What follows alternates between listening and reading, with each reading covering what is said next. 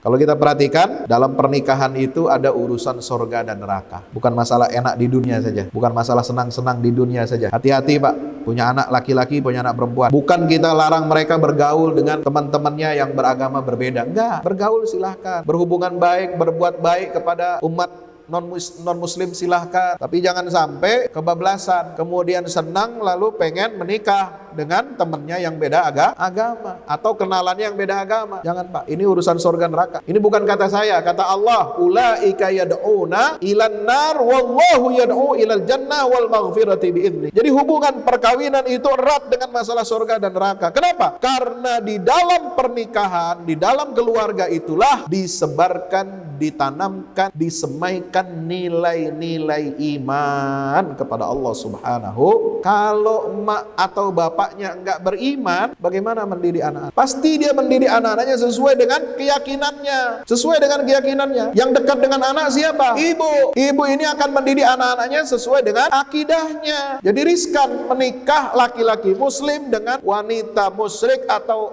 ahlul kitab. Lalu kita sebagai orang tua, sebagai kepala rumah tangga diam menyaksikan itu semua? Tidak bisa. Jadi ini urusan surga dan neraka. Rumahmu adalah surgamu. Betul itu. Baiti jannati. Rumah bukan hanya untuk tempat bersenang-senang, hubungan suami istri, tidak. Tapi rumah tangga itu adalah sarana bagi kita untuk beribadah kepada Allah.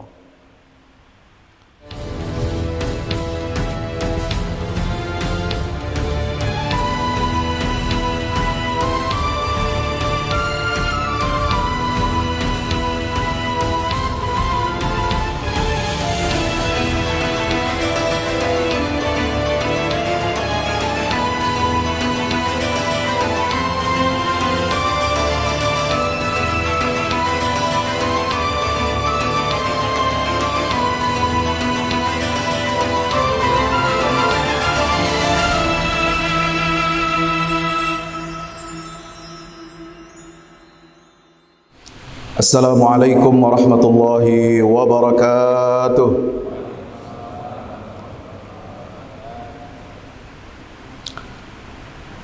Alhamdulillahilladzi khalaqal mauta wal hayata liyabluwakum ayyukum ahsanu amala. Alhamdulillahi wahdah sadaqa wa'dah wa nasara 'abdah wa a'azza jundahu wa hazamal ahzaba wahdah. Asyhadu an la ilaha illallah wahdahu la syarika lah wa asyhadu anna Muhammadan abduhu wa rasuluhu la nabiyya wa la rasula ba'dah. Allahumma salli wa sallim wa barik ala nabiyyina Muhammad wa ala alihi wa ashabihi wa man tabi'ahum bi ihsanin ila yaumil qiyamah. Usi nafsi wa iyyakum bi taqwallah. Ittaqullaha haqqa tuqatih wa la tamutunna illa wa antum muslimun. Hadirin hadirat jamaah Masjid Darussalam yang insyaallah mudah-mudahan kita semuanya senantiasa diberkahi dan dirahmati Allah Subhanahu wa taala. Mari kita bersyukur kehadirat Allah dengan memanjatkan alhamdulillahirabbil alamin. Alhamdulillah atas nikmat hidayah Islam. Alhamdulillah atas nikmat turunnya Al-Qur'an. Alhamdulillah atas nikmat diutusnya Nabi kita Muhammad sallallahu alaihi wasallam ke tengah-tengah kita untuk menjadi pedoman garis hidup yang lurus sebagaimana yang diperintahkan oleh Allah Subhanahu wa taala, ihdinas siratal mustaqim. Mari kita pagi hari ini sama-sama kita kuatkan niat kita untuk mewujudkan doa kita, permohonan kita kepada Allah Subhanahu wa taala, ihdinas siratal mustaqim. Artinya tsabbitna 'alal istiqamati fi dinil Islam. Ya Allah, kokohkanlah, kuatkanlah, dan berikanlah kepada kami istiqomah di dalam agama Islam. Ini yang selalu kita mintakan kepada Allah Subhanahu wa taala setiap kita salat, apakah salat fardu, salat sunnah. Ini doa yang paling penting dalam hidup kita. Doa minta jodoh biasa, itu urusan dunia. Doa minta rezeki, lunas hutang, itu biasa. Doa supaya proyek usaha kita dilancarkan, itu biasa, itu urusan dunia, Pak. La taj'alid dunya akbar hammina wala mablagha ilmina. Bahkan Nabi berdoa, ya Allah, jangan kau jadikan urusan dunia ini sebagai cita-cita terbesar kami. Wala taj'alid dunya akbar hammina wala mablagha ilmina, dan jangan kau jadikan dunia ini ya Allah sebagai batas akhir ilmu kami. Nah, itu. Maka selalu Nabi SAW minta kepada Allah perkara yang paling besar, yang paling agung. Bukan berarti kita nggak boleh minta hal-hal yang kecil dunia kepada Allah. Boleh, silakan. Bahkan harus minta dunia kepada Allah. Sebab kalau minta dunia kepada selain Allah, nah itu jauh lebih bahaya lagi. Ini lebih jatuhnya kepada syirik kepada Allah Subhanahu wa taala.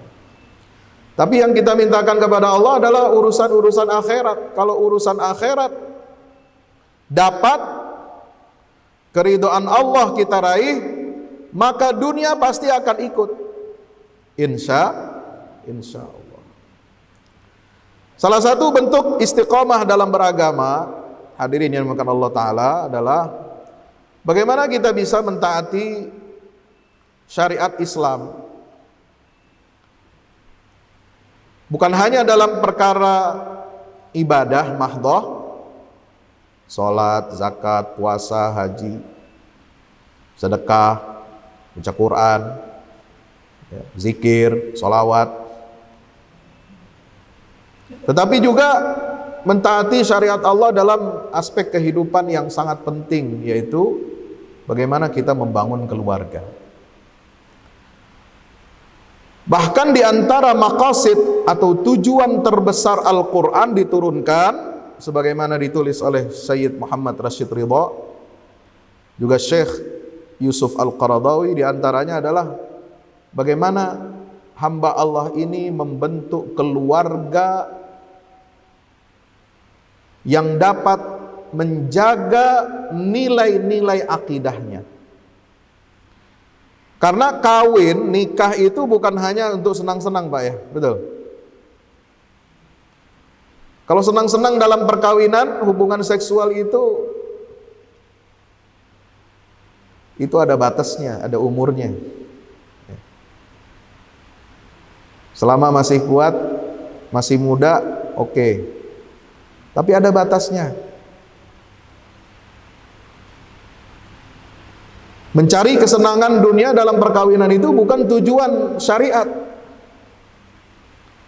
Tujuan syariat dari adanya perkawinan di dalam Islam ini adalah bagaimana kita menjaga agama. Satu. Yang kedua, menjaga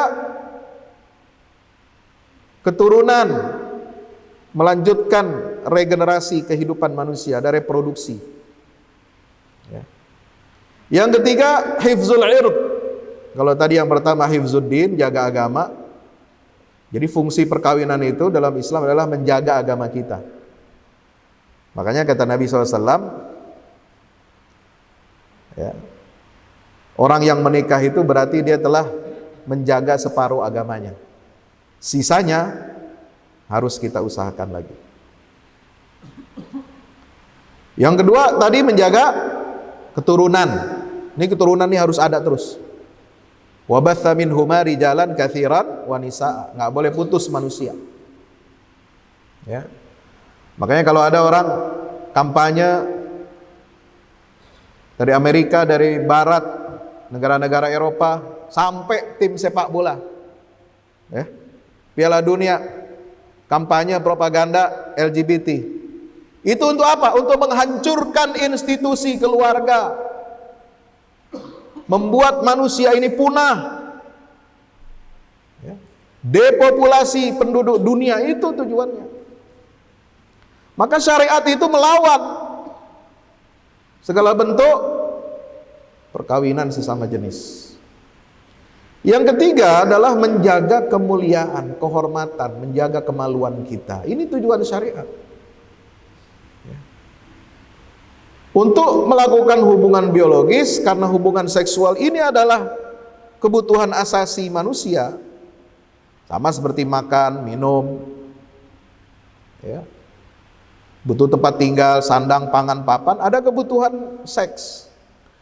Nah, untuk menyalurkan itu semua harus ada lembaga ikatan perkawinan yang diatur oleh Allah Subhanahu wa ta'ala. Nah, 3 maqasid syariah ini minimal itu masuk dalam perkawinan. Maka hadirin yang dimuliakan Allah Ta'ala, persoalan yang sekarang kita hadapi, slide berikutnya, ya, ini luar biasa, Pak.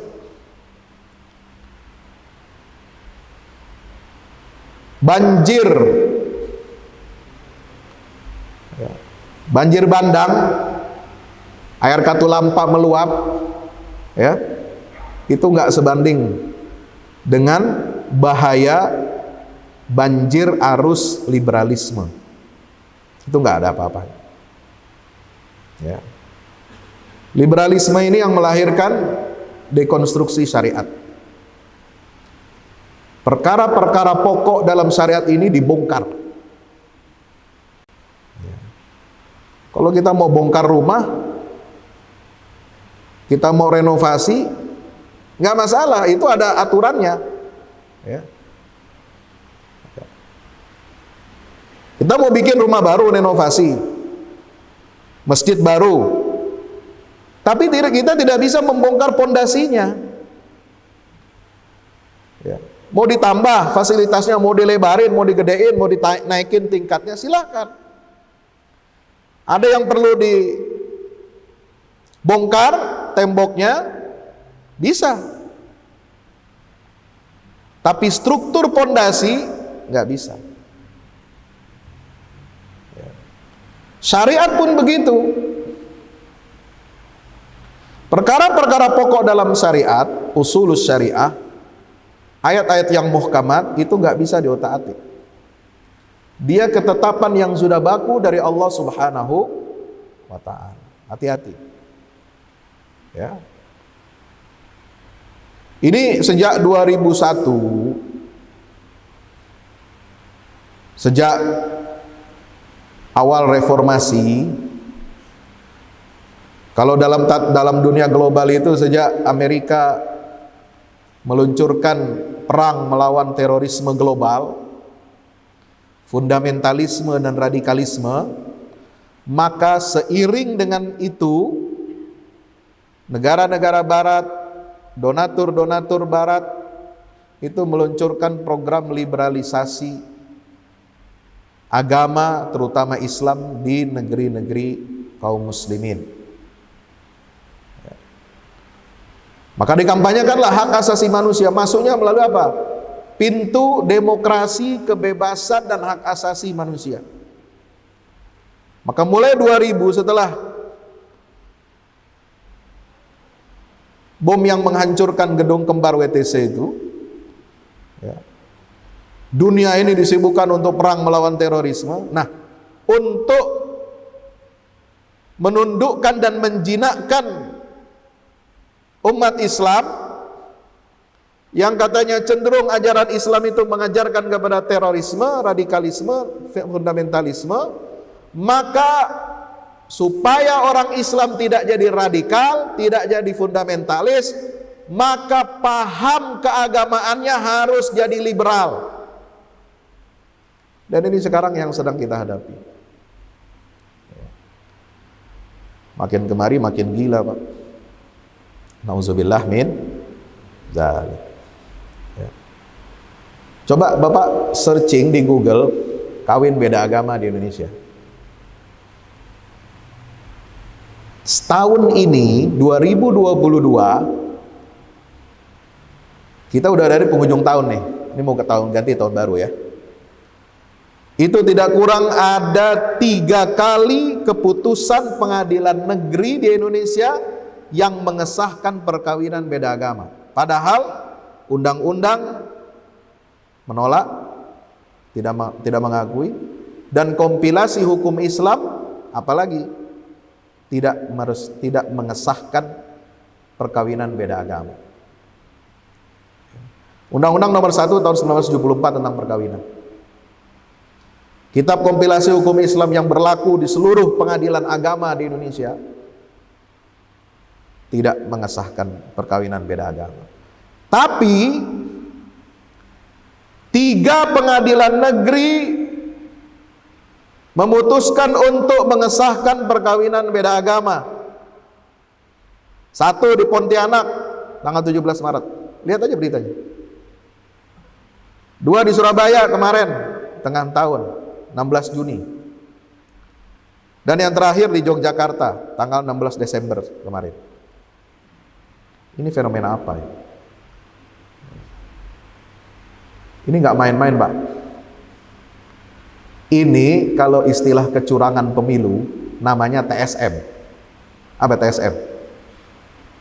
Ya, bukan STMJ ya. TSM ini terstruktur, sistematis, dan masif. Ini lembaga negara, Pak. Pengadilan negeri lembaga negara bukan? Lembaga negara. Aparat ini hukum negara. Hukum negara saja, pengadilan itu sudah berani mengangkangi undang-undang. Terus apa gunanya undang-undang dibikin? Ya. Sudah melewati batas, udah kelewatan ini. Ini kalau enggak kita jewer, kalau enggak kita gedor, ini barang akan jalan terus. Hati-hati. Dan putusan pengadilan tahun ini 2022 itu bukan lahir kemarin sore. Ini benihnya sudah ditanam sejak tahun 2001. Ketika bangkit anak cucunya Abu Jahal, Abu Lahab, ya, Abdullah bin Ubay untuk merusak agama Islam. Apa yang disebut dengan kelompok jaringan Islam liberal itu nulis buku fikih lintas agama. Ada lagi nulis buku fikih keluarga lintas agama, Fiqhul Usroh. Apa dia tulis di buku fikih lintas agama? Pernikahan beda agama dapat dijadikan salah satu ruang yang mana antara penganut agama dapat saling berkenalan secara lebih dekat.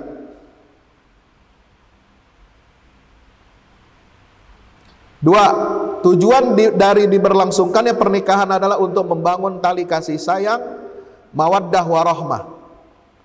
Di tengah rentannya hubungan antar agama saat ini, kan 2001, 2002 itu kan banyak bom, ya gak? Teror bom tuh, teroris. Nah, itu diciptakan konflik-konflik itu. 1, ditanam orang-orang Islam ini yang semangat agamanya tinggi untuk ngebom, itu kan kerjaan intelijen. Yang kedua, satu lagi ditanam bagaimana caranya untuk menjinakkan, rekayasa penjinakan umat Islam ini supaya tidak jadi radikal teroris itu. Maka dibuatlah agenda liberalisme, liberalisasi agama. Maka supaya tidak ada konflik, tahun baru aman, malam Natal aman. Tadi aman nggak malam? Aman ya? Itu katanya untuk menghilangkan konflik itu kita harus apa? Guyup, rukun, dan menyatukan umat beragama ini dalam apa? Dalam wadah pernikahan beda agama. Untuk membangun toleransi dan kesepahaman antara masing-masing pemeluk agama. Ini kata-kata yang manis, kata-kata indah. Biasa ya, kalau iblis begitu. Kalau apa? Membisikkan sesuatu, zayyana lahumus syaitanu a'malahum. Perbuatan jahat, perbuatan yang bertentangan dengan syariat itu dibikin indah, packagingnya, kemasannya, bahasanya, tampilannya, dan disediakan panggungnya, medianya, artisnya, sampai tokoh agama yang bergelar kiai, profesor, doktor, udah disiapin semuanya satu paket. La haula wala quwata illa billah. Ya. Bukunya ditulis. Lihat slide berikutnya. Ini ada yang nulis udah lama nih Pak, dari tahun awal 2000-an. Jadi sekarang udah tinggal ini aja, tergantung siapa yang berkuasa yang mau pakai ini. Ya, makanya hati-hati. Buku pernikahan beda agama, kado cinta bagi pasangan nikah beda agama, 101 menjawab masalah nikah beda agama. Ada tanya jawabnya tuh. Ada buku Memoir Cintaku. Ini buku yang dipakai untuk anak-anak muda yang pacaran sama temannya beda agama, lalu kemudian mau kawin, mau menikah. Alasan yang kemarin dipakai, tiga-tiganya kompak. Ini pengadilan negeri, tiga-tiganya kompak. Alasannya apa? Daripada kumpul kebo, ya, ini kebo kumpul. Ya. Sebenarnya manusia yang kumpul ya. Daripada berzina, daripada hamil di luar nikah, berhubungan di luar nikah, maka lebih baik dia memilih diberikan fasilitas jalan yang syar'i. Coba lihat. Diberikan legitimasi agama supaya dia tidak kumpul kebo, supaya dia tidak berzina. Ini kan sama saja apa? Keluar dari mulut harimau masuk mulut buaya. Dari haram ke haram. Kalau mau lebih tegas lagi, ini adalah legitimasi dari perbuatan zina yang ilegal kepada perbuatan zina yang dilegalkan oleh pengadilan negeri. Ya, kawin beda agama itu kan zina. Nah, ini dilegalkan. Jadi dari zina yang ilegal tadi, kumpul kebo, nah bagaimana dibikin legal? Dan jahatnya dia pakai baju agama. Hati-hati. Jadi sekarang perzinahan ini bisa dibenarkan dengan apa? Dalil-dalil agama. Ini fitnah akhir zaman. 2019 ada yang mengusulkan supaya kumpul kebo halal, pergaulan bebas muda-mudi halal, dikasih apa? Dikasih baju, dikasih casing apa? Supaya halal, milkul yamin. Ya. Kalau suka sama suka, ya. Itu dianggapnya sudah sah hubungan seksual itu di luar nikah. Kenapa? Karena diposisikan sama seperti budak. Budak digauli oleh majikan tuannya itu tanpa akad nikah, cukup dengan akad tamlik. Padahal perbudakan sudah tidak ada. Perbudakan dalam Islam sudah dihapus, hukumnya tidak berlaku lagi, tapi masih dipakai casingnya untuk membenarkan praktek perzinahan ilegal. Coba bayangkan. Ini sama dengan kasus sekarang. Kumpul kebo haram, zina haram. Betul, agama melarang itu. Ayo kita dukung. Tapi mereka yang kalau kemarin bicara KUHP itu menolak. Ya, kalau ada yang esek-esek di hotel, ya, anak-anak muda, pasangan, bukan suami istri, itu nggak boleh, katanya nggak boleh digerebek.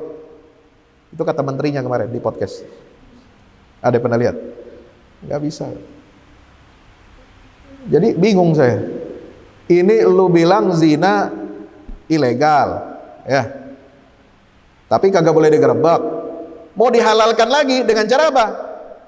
Kawin beda agama. Ini kan luar biasa rusaknya kiri kanan depan belakang, Pak. Nauzubillah min. Apa argumentasinya di buku-buku ini dikampanyekan oleh orang liberal? Bahwa calon pasangan laki-laki yang berasal dari ahli kitab itu dibolehkan, ya, menikahi perempuan muslimah. Apa alasannya? Satu, tujuan pokok kehadiran agama untuk menjadi landasan sistem norma-norma kebaikan. Dua, menikah adalah fitrah dan kebutuhan asasi manusia. Tiga, cinta merupakan dorongan suci yang diciptakan Allah dalam diri setiap manusia.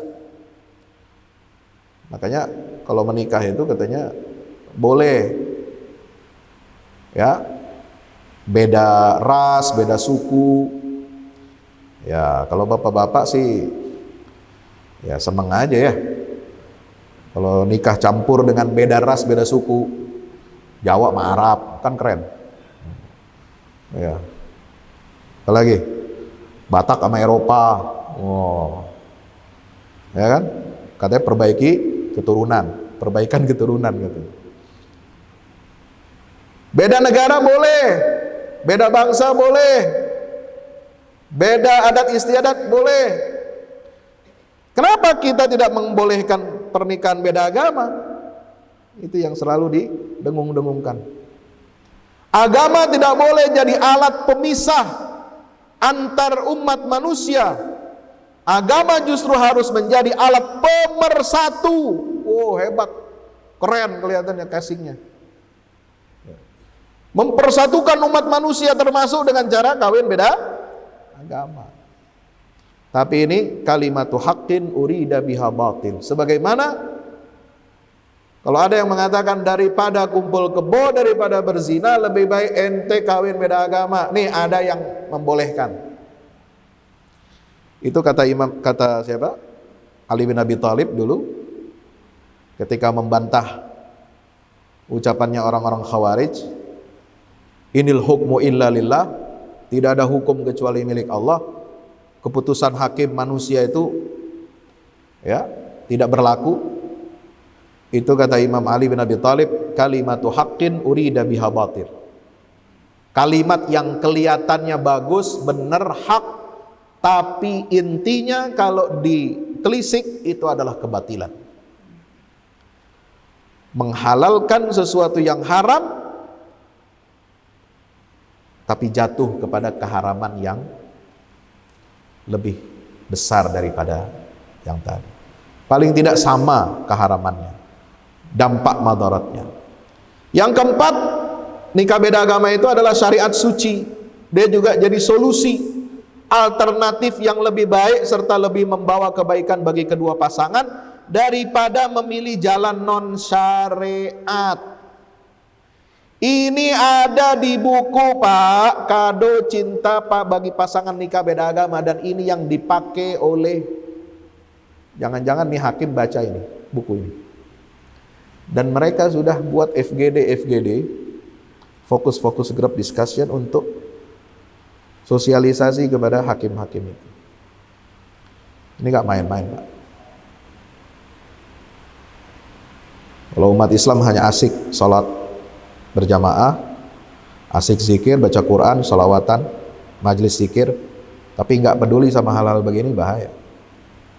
Kita dicekokin aja tuh sama perkara-perkara yang seolah-olah mengasikkan bagi ibadah kita, ya. Tapi abai bahwa dalam kehidupan kita, syariat kita ini diacak-acak, diinjak-injak, dan diperlakukan secara semena-mena. Sampai ada jasa, itu yang nulis buku itu tadi, dia dengan bangga mengatakan di televisi, sering ditampil jadi narasumber, sudah menikahkan sekian ribu pasangan kawin beda agama. Sudah menyediakan paket all in. Ada penghulunya kawin beda agama. Kalau KUA nggak bakal mau. Kenapa? Karena dia terikat dengan undang-undang dan kompilasi hukum Islam di Indonesia. Disediakan Pak paket penghulu kawin beda agama. Jadi nggak perlu ke Thailand, nggak perlu ke Australia, nggak perlu ke negara-negara yang mengesahkan itu semua. Hadirin yang masyaallah dirahmati Allah, maka ini harus kita lihat bagaimana hukum Islam, bagaimana ayat-ayat Al-Quran menjelaskan masalah ini. Nah, ini landasannya jelas.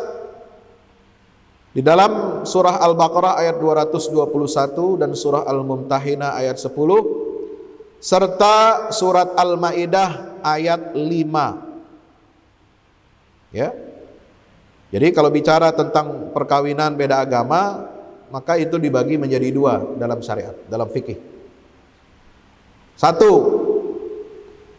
laki-laki muslim menikah dengan wanita non-muslim. Wanitanya, perempuannya, calon mempelai perempuannya non-muslim. Nah, yang non-muslim ini dibagi menjadi dua. Perempuan itu pertama ahli kitab, apakah dia beragama Yahudi atau Nasrani. Dan yang kedua, non-muslim itu adalah orang kafir atau musyrik secara umum, bukan Yahudi dan Nasrani. Ini hukumnya beda.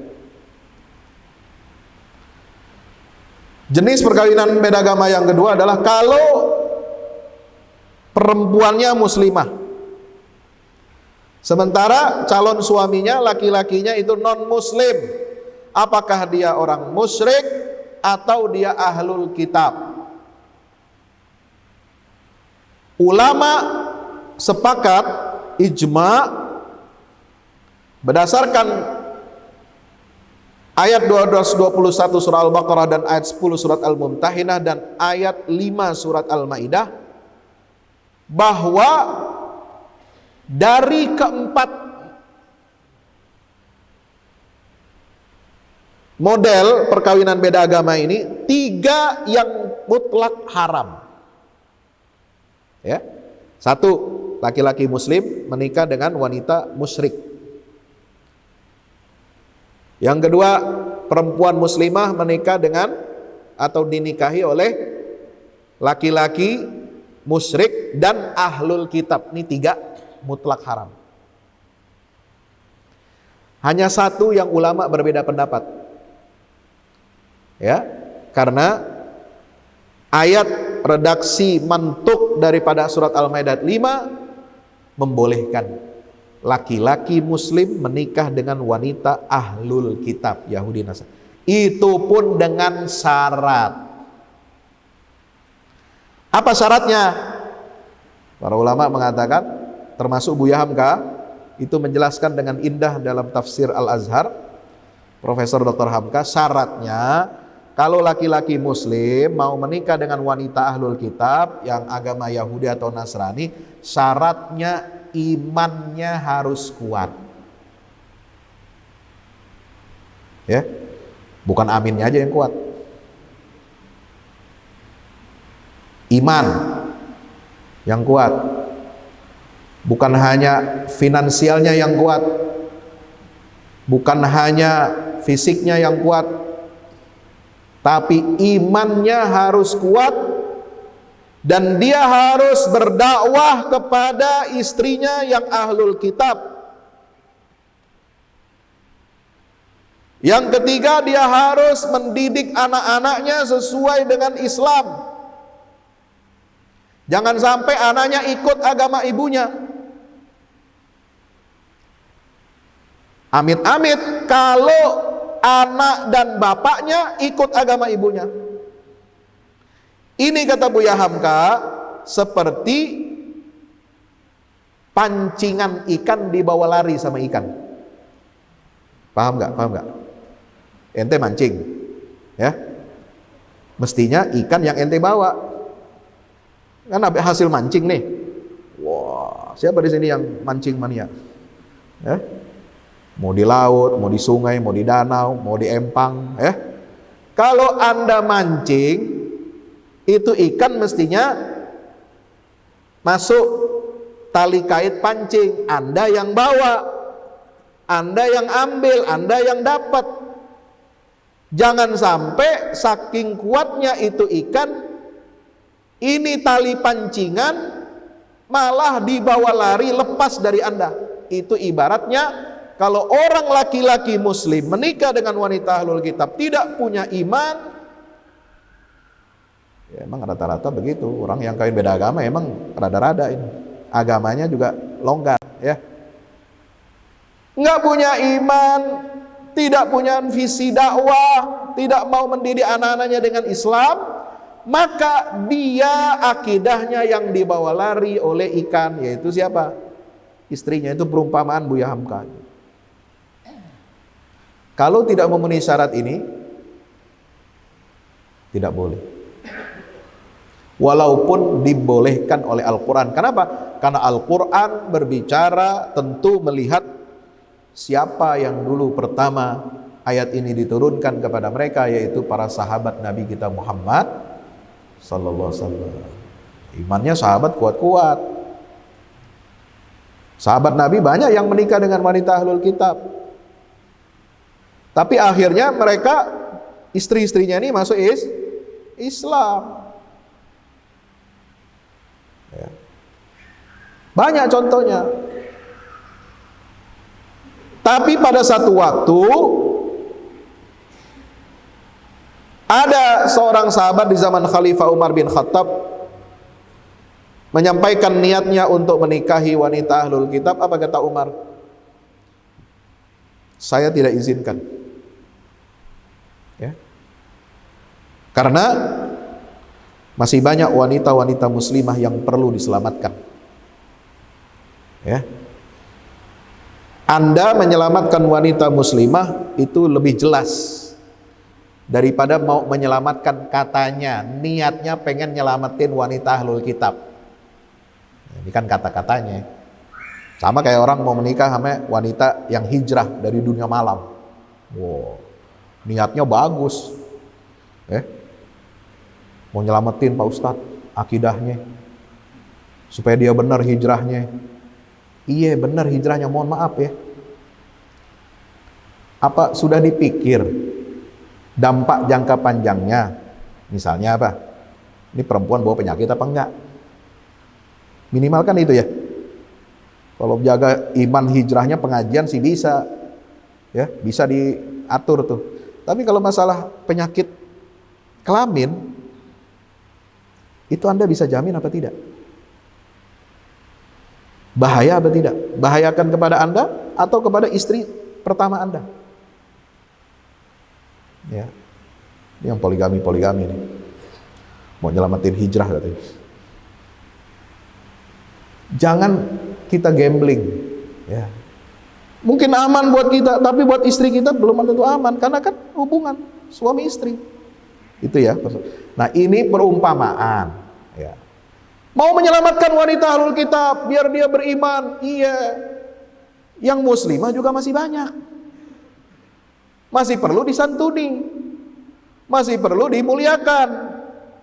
Udah jelas iman Islamnya, ini yang lebih utama daripada kamu mau menyelamatkan wanita ahlul kitab. Belum jelas. Emang ente bisa nanti ngadepin dia? Kuatan mana iman Anda kepada Islam dengan imannya dia kepada agama dia? Udah banyak contohnya. Orang tuanya muslim, anaknya jadi murtad gara-gara kawin dengan perempuan Katolik atau Hindu atau Buddha dan sebagainya. Kenapa? Karena di dalam agama kanon Katolik, kalau kita mau lihat dalam kanon Katolik ini disebutkan perkawinan beda agama itu haram. Hanya diberikan dispensasi bagi kasus-kasus yang khusus dan harus dapat izin dari mana? Dari pusat. Jadi khilafahnya Katolik ngasih izin, ya. Itu dari Vatikan baru boleh itu, ya.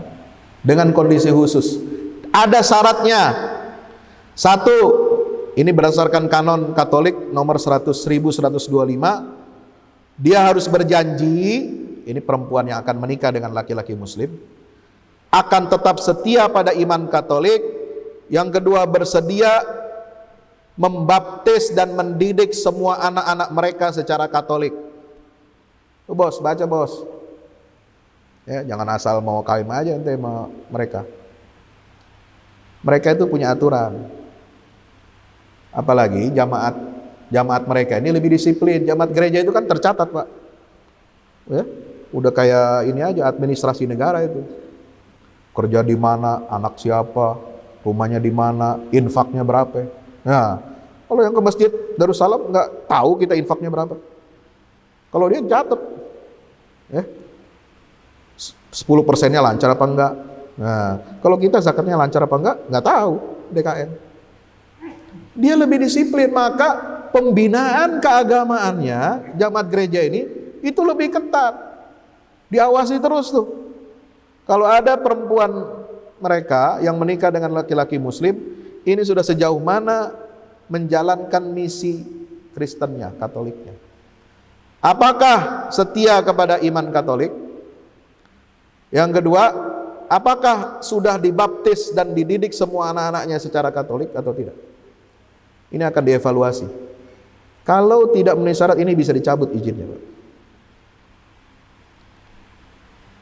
Sedangkan yang tidak beragama Katolik harus berjanji. Nih, kalau laki-laki muslim menikah dengan mereka, menerima perkawinan secara Katolik, jadi tetap dikawinkan tapi dengan cara akad beda agama. Ya, satu akadnya Islam, akadnya kedua di gereja. Dua, tidak akan menceraikan pihak yang beragama Katolik, karena perceraian menurut Katolik haram. Nggak boleh. Menikah itu sehidup semati. Ya, nggak boleh cerai masih hidup. Cerai mati boleh. Yang ketiga, tidak akan menghalangi pihak yang Katolik melaksanakan imannya dan bersedia mendidik anak-anaknya secara Katolik. Ini gimana? Kalau Anda ingin menikah dengan mereka, ini syaratnya. Jadi Bapak Ibu yang dirahmati Allah Subhanahu wa taala, maka kalau kita berbicara panjang lebar tentang hukum, ya, jelas sekali. Ayat 221 surat Al-Baqarah itu menekankan tentang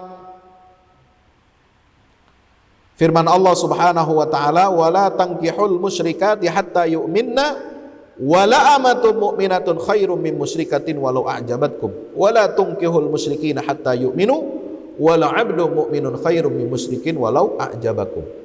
Janganlah kamu laki-laki muslim mukmin menikahi perempuan-perempuan musyrik sebelum mereka beriman. Jadi syaratnya boleh nanti kamu menikahinya kalau dia beriman. Wala amatun mu'minatun. Nah ini mulai. Jadi mulai dari, ya kalau dalam bahasa itu gaya penulisan bahasa kita mulai dari yang umum kemudian mengerucut lalu ngegas. Nah, itu ngegas. Ini bahasa Al-Qur'an yang ngegas nih, Pak. Ya. Perhatikan baik-baik ayat 221 surah Al-Baqarah. Ini ngegas dari gas level 1, ya, pindah gigi 1 kalau manual, ya. Naik ke gigi kedua, naik ke gigi 3 sampai gigi 4, 5. Ini gas ini. 1, ini masih ringan. Jangan kamu menikahi orang-orang musyrik, perempuan-perempuan sebelum mereka beriman. Yang kedua, naik gasnya. Budak sahaya perempuan lebih baik daripada perempuan musyrik meskipun dia menarik hati bagi kamu.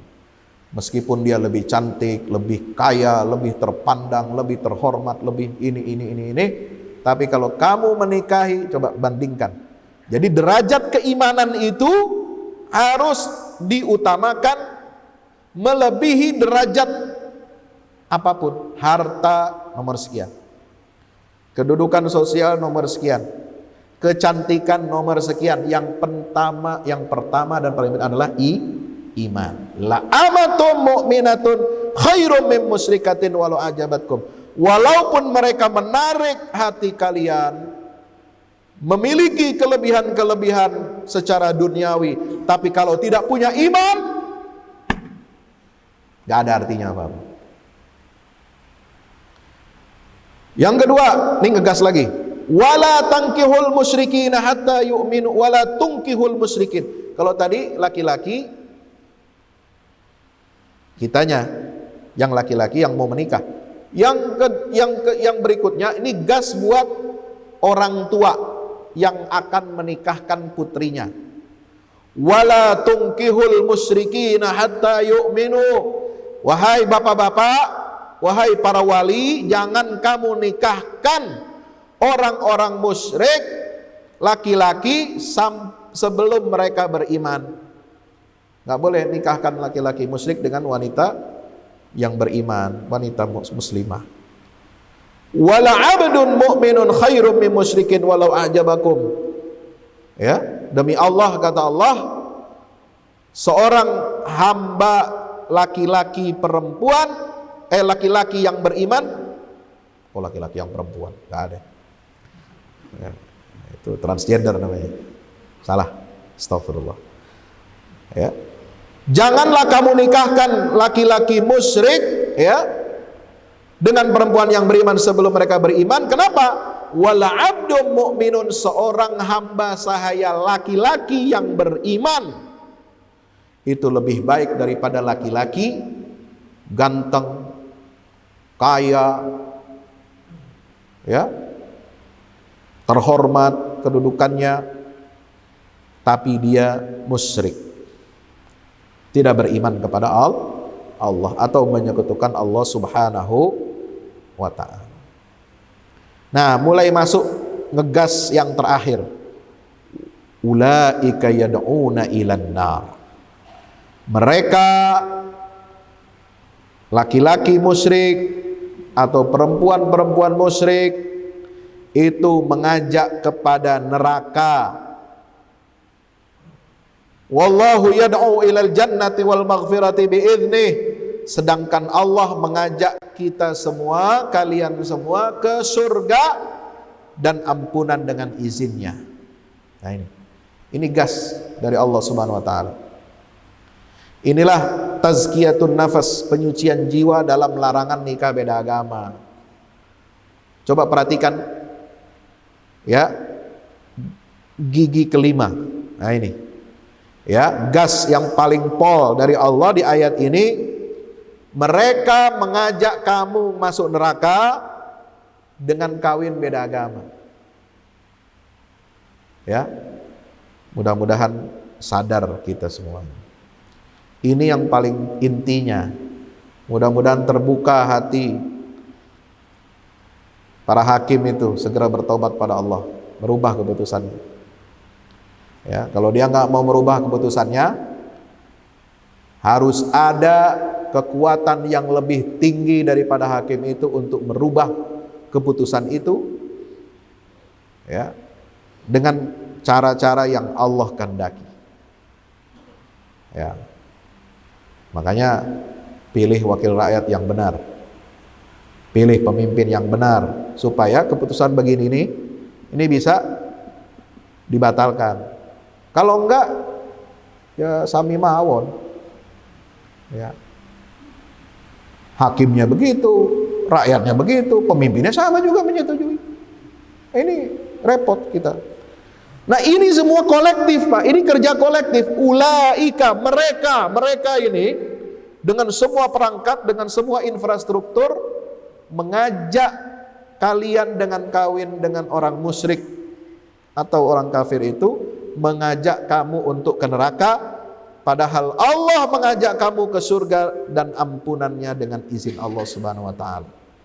Jadi, kalau kita perhatikan, dalam pernikahan itu ada urusan surga dan neraka.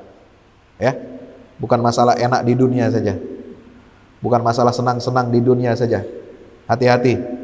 Hati-hati, Pak. Punya anak laki-laki, punya anak perempuan. Ya. Bukan kita larang mereka bergaul dengan teman-temannya yang beragama berbeda. Enggak, bergaul silahkan. berhubungan baik, berbuat baik kepada umat non-muslim silahkan. Bekerja sama, ta'awun alal bir, dalam kebaikan silahkan. Tapi jangan sampai kebablasan. Jangan sampai ada cinta, kemudian senang lalu pengen menikah dengan temannya yang beda agama, atau kenalannya yang beda agama. Jangan Pak, ini urusan surga neraka. Ya, ini bukan kata saya, kata Allah, ulaika yad'una ilan nar wallahu yad'u ilal jannah wal maghfirati biidzni. Jadi hubungan perkawinan itu erat dengan masalah surga dan neraka. Kenapa? Karena di dalam pernikahan, di dalam keluarga itulah disebarkan, ditanamkan, disemaikan nilai-nilai iman kepada Allah Subhanahu. Kalau emak atau bapaknya enggak beriman, bagaimana mendidik anak-anaknya? Pasti dia mendidik anak-anaknya sesuai dengan keyakinannya. Ya. Sesuai dengan keyakinannya. Yang dekat dengan anak siapa? Ibu. Betul. Ibu ini akan mendidik anak-anaknya sesuai dengan akidahnya. Ya.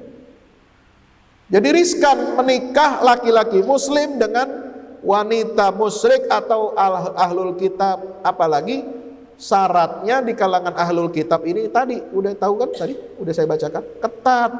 Dia pasti akan mendidik anak-anaknya secara iman mereka. Ya. Berupaya kuat untuk membaptis mereka, anak-anak kita.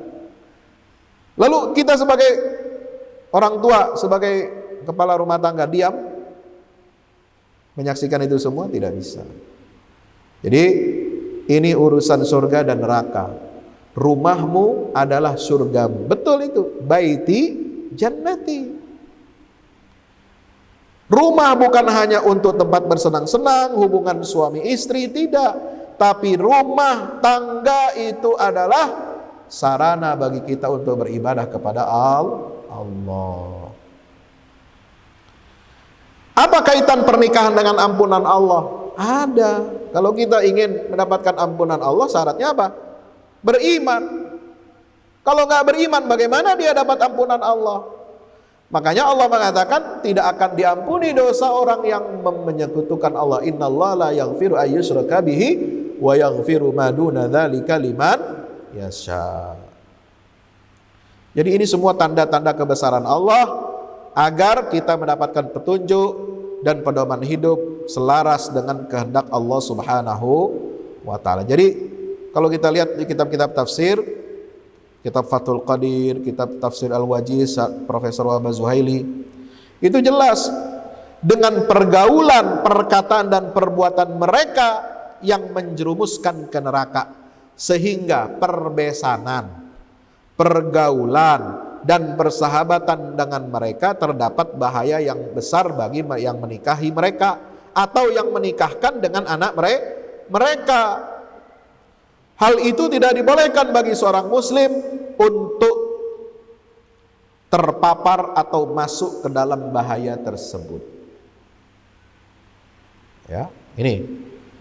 Jadi kalau istri kita non muslim atau suami kita non muslim, ini kan paling tidak meskipun dia jaga agamanya masing-masing, imannya masing-masing, ya, dia bisa jaga, dia tidak murtad dari agamanya, paling tidak apa? Dia akan terpapar. Contoh terpaparnya apa? Ikut merayakan hari raya agamanya non muslim, itu minimal. Ya, memberikan ini, memberikan itu sudah terpapar. Mengagungkan atau mengharapkan keberkahan, ya, memuliakan hari raya agama lain, itu juga sudah minimal sudah terpapar. Kenapa? Karena dari hubungan pergaulan, perbesanan, persahabatan.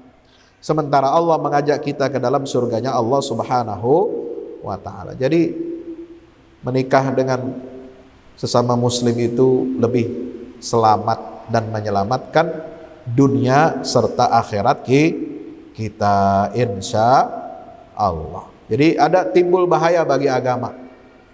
Sedikit demi sedikit, kalau kita tidak kuat iman kita, jebol akidah kita.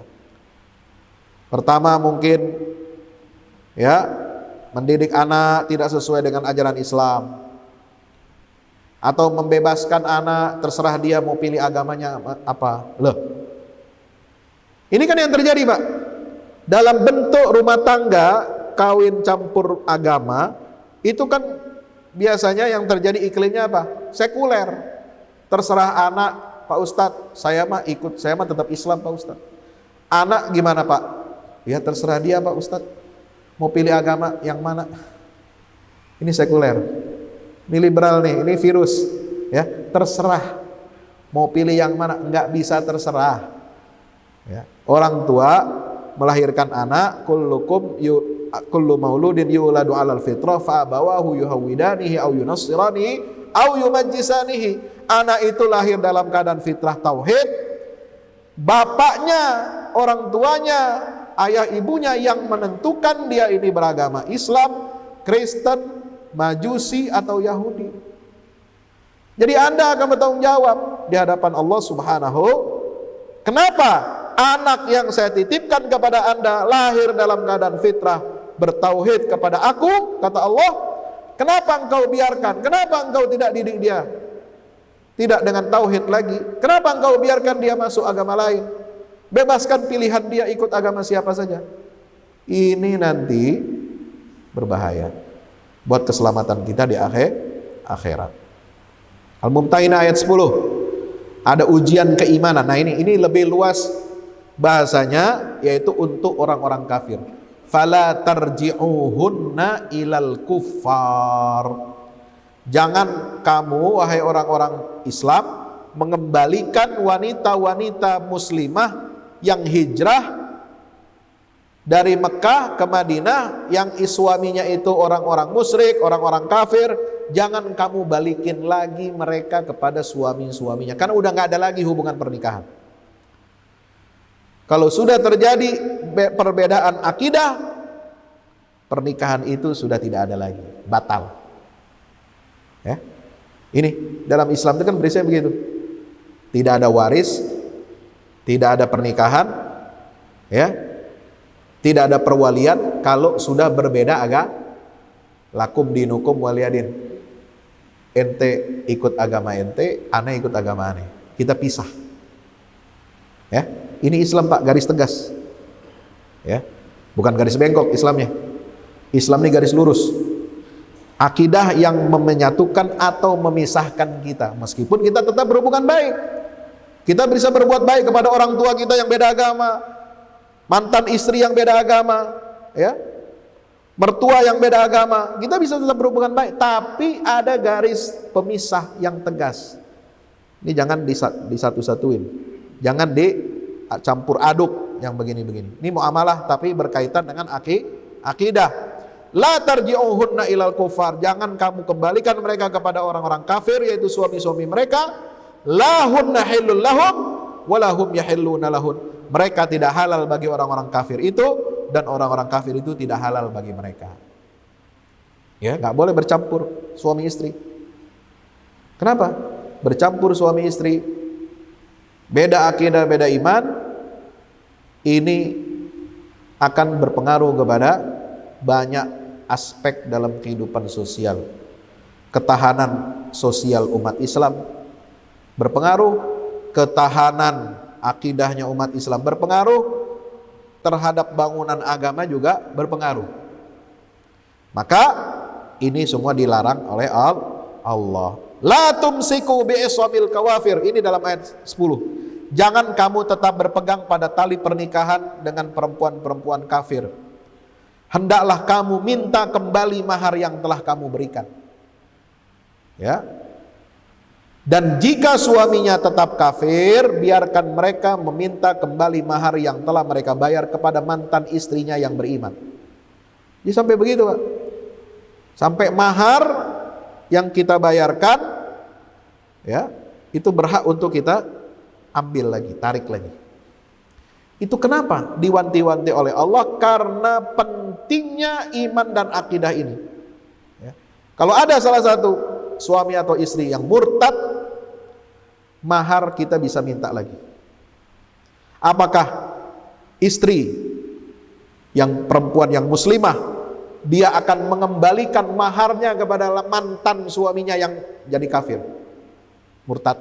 Nih, makan tuh mahar, gua nggak perlu lagi, ini Islam, ya silahkan gua balikin. Kalau ente gak ridho, saya mau cerai, nih maharnya ambil aja. Itu kalau orang perempuan punya iman. Kalau laki-lakinya murtad, kafir, dia nggak terima mahar dari orang kafir. Sebaliknya, kalau istrinya yang murtad berubah jadi kafir, suami yang muslim bisa menuntut untuk mengembalikan maharnya. Jadi begini, ini aturan dalam ayat. Subhanallah. Ya ayyuhalladzina amanu idza ja'akumul mu'minatu muhajiratin famtahinuhun. Allahu a'lamu biimanihinna fa in 'alimtumuhunna mu'minatin fala tarji'uhunna ilal kuffar la hunna hillun lahum wa la hum yahilluna lahun wa atuhum ma anfaqu. Kalau ada yang mau menikah ya dengan perempuan muslimah yang udah habis atau sudah tidak berlaku lagi pernikahannya dengan suaminya yang kafir, maka boleh dinikahi dengan cara memberikan mahar kepada perempuan muslimah itu. Wa atuhum ma anfaqu wala junaha alaikum an tankihuhunna idza ataitumuhunna ujurahun wala tumsiku bi'isamil kawafir was'alu ma anfaqtum wal yas'alu ma anfaqu. Ya, ini.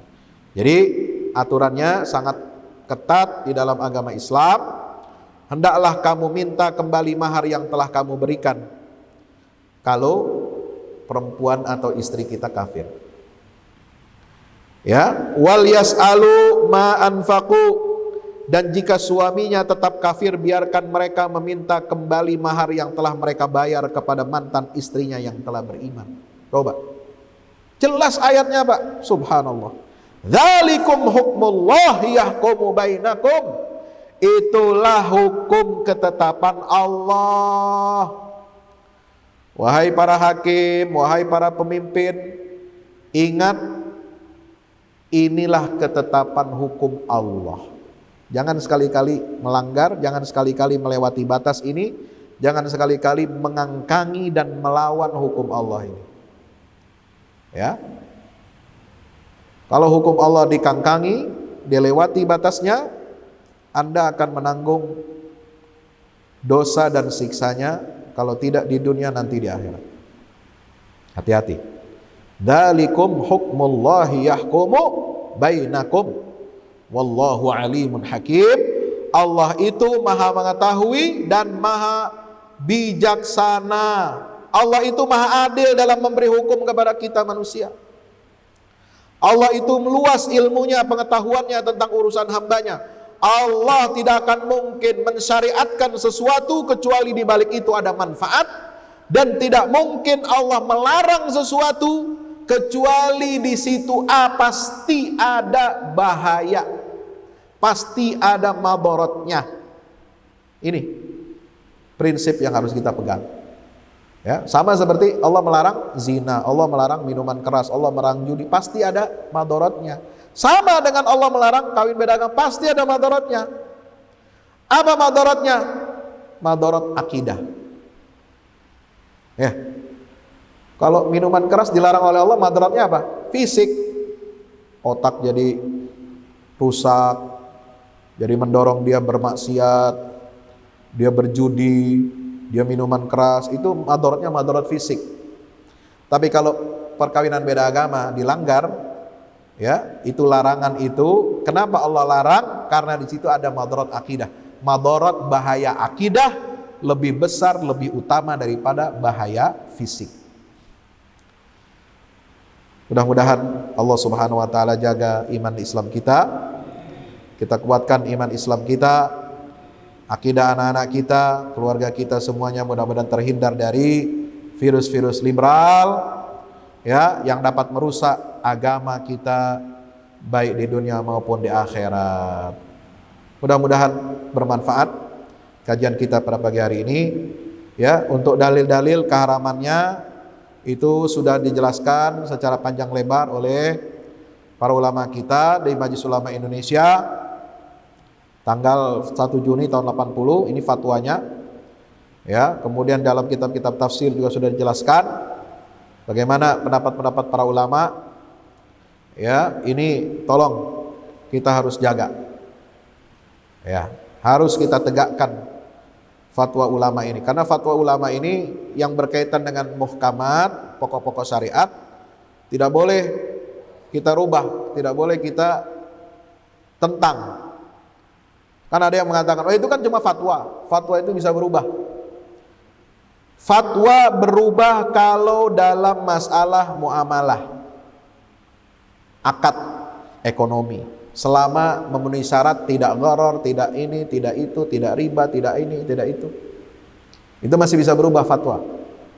Tapi kalau fatwa yang menguatkan perkara-perkara haram halal yang pokok dalam agama Islam yang dijelaskan secara rinci dalam Quran dan Sunnah, maka fatwa itu bukan fatwa biasa, ini fatwa yang mengikat seluruh umat Islam. Maka kalau ada orang liberal mengatakan itu larangan kawin beda agama, itu karena alasannya satu, ya, itu karena dulu umat Islam jumlahnya masih kecil, sedikit.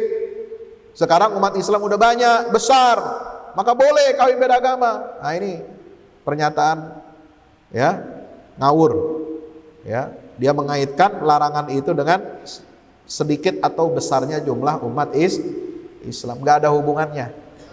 Mau sedikit mau banyak orang Islam, ya, di zaman Nabi aja umat Islam sedikit nggak? Ketika di Mekah, di Madinah sedikit umat Islam, banyak kan orang kafir, orang musyrik, ahli kitab. Tapi tetap dilarang oleh Allah Subhanahu wa Ta'ala. Umat Islam banyak setelah itu, terus berubah nggak hukumnya? Enggak. Dua kata orang liberal, itu larangan itu diharamkan, ya kenapa? Karena ada alasan konflik dan perang antara umat Islam dengan non-muslim di zaman Nabi. Saya mau tanya, perang di zaman Nabi itu, ya, konflik itu, apakah itu yang menyebabkan larangan kawin beda agama? Bukan. Tapi karena murni dia perbedaan iman, perbedaan agama, itu Allah melarangnya. Ketika terjadi kasus-kasus tadi itu yang hijrah, perempuan hijrah dan sebagainya, ayat 10 surah Al-Mumtahinah, itu tidak dalam kondisi perang. Ya. Ada masa damai, ada masa perang di zaman Nabi SAW. Terus, apakah lalu kemudian hukum syariat ini bisa berubah-ubah? Pagi halal, sorenya haram? Pagi haram, sorenya halal? Paginya umat Islam berdamai dengan Yahudi, Nasrani, dengan orang musyrik, lalu kemudian berubah hukum jadi halal. Kemudian setelah itu besok, kapan tahu, minggu depan, tahun depan ada perang konflik umat Islam dengan non-muslim, lalu kemudian berubah lagi jadi haram. Tidak bisa, hukum tidak bisa berubah seenaknya seperti itu. Ada perang atau tidak ada perang, ada konflik atau tidak ada konflik, hukum perkawinan beda agama tetap dilarang oleh Allah Subhanahu wa Ta'ala dan tidak ada hubungannya dengan konflik. Dia hanya ada dalam persoalan satu, konflik iman, ya, bukan konflik fisik, perang, tempur, enggak. Konflik iman ini yang mendasari larangan pernikahan beda agama. Demikian yang dapat saya sampaikan. Maka pesan kita kepada aparat negara, kepada hakim, kepada pemimpin, kepada ormas-ormas Islam, ya, hati-hati dengan masalah ini. Jangan sampai Anda ketika berkuasa dicatat oleh Allah, dicatat oleh umat sebagai agen-agen perusak agama Islam. Anda dicatat oleh Allah sebagai orang yang ikut serta berkontribusi menghancurkan agama Islam. Ya, jangan. Sekali lagi saya ingatkan, jangan sekali-kali menentang syariat Allah. Kalau ingin selamat di dunia dan akhirat. Kenapa? Karena peringatan dari Allah sudah jelas. Jangan kita kangkangi, jangan kita ubah-ubah. Ini perkara serius, ini bukan perkara main-main. Ya. Segera harus kita ingatkan terus-menerus. Para wakil rakyat harus bergerak, pemimpin eksekutif harus bersuara, ulama dan ormas Islam harus bersikap tegas menolak setiap upaya untuk legalisasi perkawinan beda agama. Ya. Semua hukum yang diputuskan di pengadilan bertentangan dengan undang-undang perkawinan nomor 174, bertentangan dengan kitab kompilasi hukum Islam yang berlaku di Indonesia, maka semua hukum itu batil dan batal demi hukum. Ya. Saya kira itu, mudah-mudahan bermanfaat. Aqulu qouli hadza astaghfirullah li wa lakum. Wassalamualaikum warahmatullahi wabarakatuh.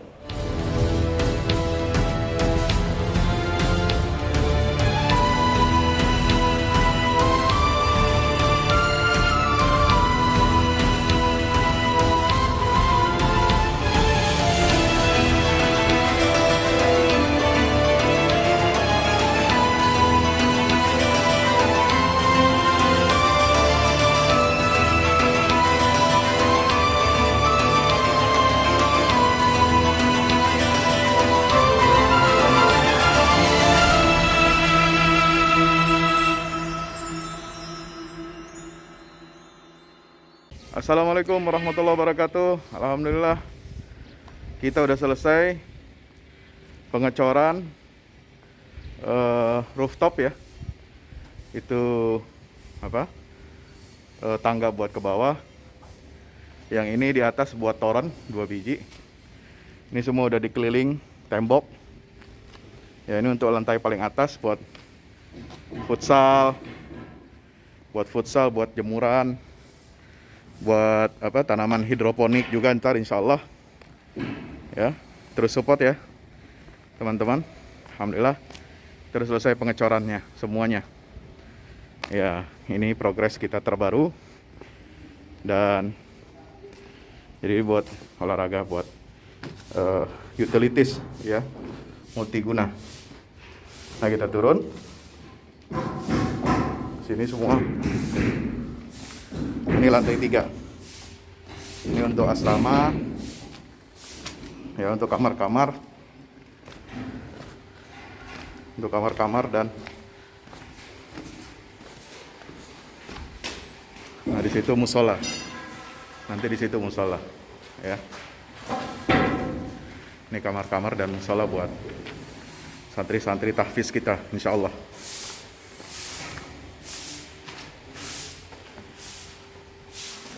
Nah, ini lantai 2 kita turun.